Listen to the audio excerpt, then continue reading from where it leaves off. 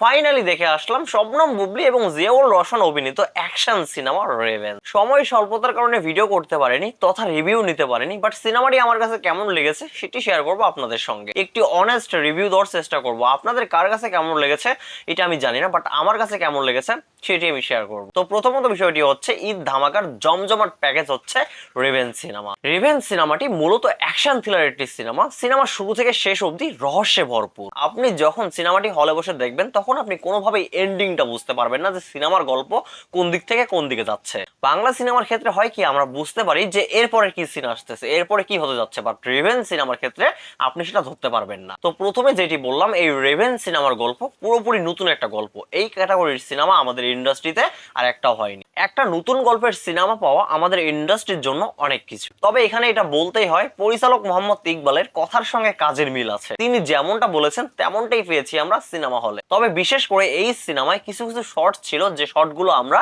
ইতিপূর্বের কোনো বাংলা সিনেমায় দেখিনি। একদম ইউনিক শর্ট ছিল যেগুলো আপনাকে মুগ্ধ করবে। হ্যাঁ, মানছি মোহাম্মদ ইকবাল সাহেব একটু বেশি চাপাবাজি করে। উনি চাপাবাজি করলেও এই সিনেমার মেকিংটা কিন্তু উনি অনেক সুন্দর করেই করেছে। আচ্ছা, এখন আসি এই সিনেমায় রোশন এবং বুবলি কেমন পারফরমেন্স করেছে।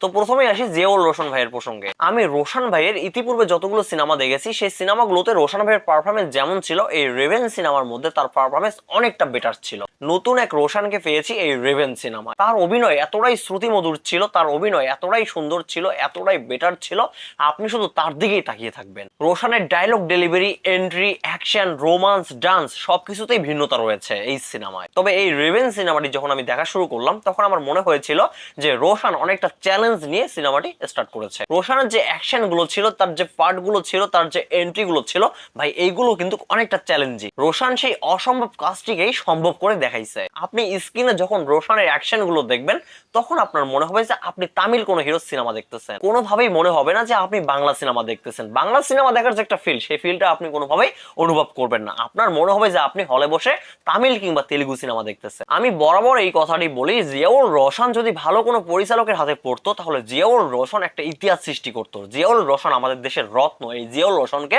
কেউই ঠিকঠাক ভাবে ব্যবহার করতে পারছে না। রোশনকে ঠিকঠাক মতো ব্যবহার করলে রোশন অন্য একটা লেভেলে চলে যাবে। রোশনকে থামানোর মতো ক্ষমতা কারো থাকবে না। তো এখন আসি এই সিনেমায় শবনম বুবলি আপুর পারফরমেন্স কেমন ছিল।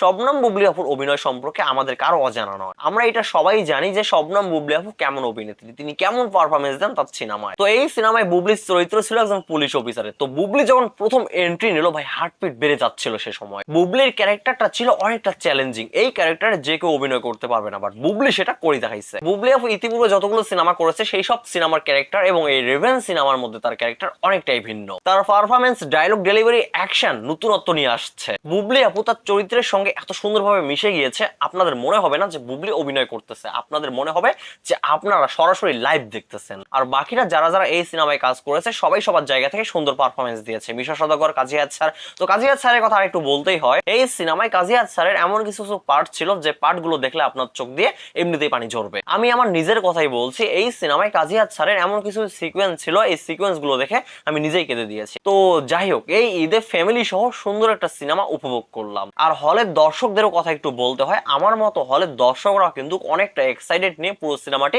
উপভোগ করেছে। কারো চোখ কিন্তু পর্দা থেকে সরেনি। তো যাই হোক, মোহাম্মদ ইকবাল ভাই আপনাকে অসংখ্য ধন্যবাদ এমন মশলাদারি একটা সিনেমা উপহার দেওয়ার জন্য। সেই সঙ্গে জিয়াউল রোশন এবং শবনম বুবলিকেও অসংখ্য অসংখ্য ধন্যবাদ এত সুন্দর পারফরমেন্স করার জন্য। তো ভাই ব্রাদার, আপনারা যারা যারা এখনো অব্দি রেভেন সিনেমাটি দেখেননি, আপনারা এখনই হলে গিয়ে সিনেমাটি দেখে আসুন। আশা করছি আপনাদের পয়সা নষ্ট হবে না। তো ভাই ব্রাদার, ভিডিওটা এই পর্যন্ত। আপনাদের মূল্যবান মতামত কমেন্টে বলবেন। সবাই ভালো থাকবেন, সুস্থ থাকবেন। পরবর্তী ভিডিওতে আবার দেখা হচ্ছে। আল্লাহ হাফেজ।